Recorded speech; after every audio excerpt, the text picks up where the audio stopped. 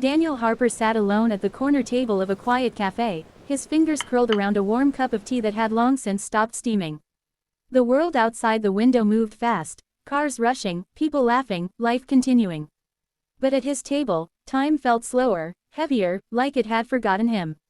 He hadn't always been alone. 2 years ago, his wife's laughter used to fill his mornings. 2 years ago, a tiny pair of shoes sat near the door. 2 years ago, life had purpose. But accidents don't ask permission. They don't warn. They Ready just for take. school, everyone? Now, silence was Yes, his daily Dad. companion. I am. He Me lifted the cup to too. his lips when suddenly, a small voice whispered beside him. Mister, can you pretend to be our dad?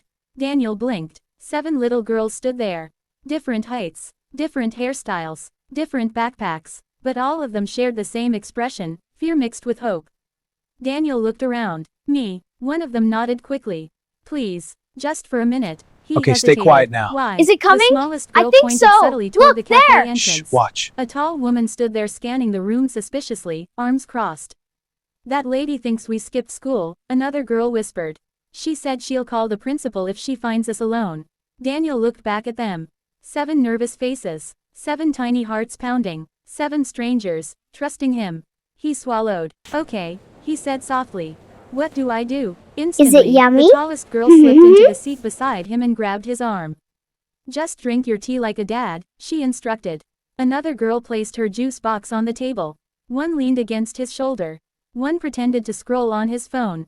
One hummed. One giggled. One simply held his sleeve tightly, as if afraid he might disappear. The woman at the entrance noticed them. Her eyes narrowed. She walked over. Daniel's heart thudded. He had no idea what he was doing. But when he felt a tiny hand clutch his arm tighter, something inside him shifted. The woman stopped at their table. These girls bothering They're all making you, wonderful sir? progress. Daniel That's looked great up to hear. calmly. Look, He I gently drew the placed his sun. hand over the That's smallest beautiful. girl's head. They're not bothering me, he said. They're my daughters. 7 breaths released at once. The woman's expression changed instantly. Embarrassment replaced suspicion. Oh, I'm so sorry. I thought they were skipping school. Daniel smiled politely. Family day. She nodded awkwardly and walked away. The moment she left, the girls exploded into silent cheers. You did it. That was amazing. You sound like a real dad. Daniel chuckled, a sound he hadn't heard from himself in a long time. One girl studied him carefully.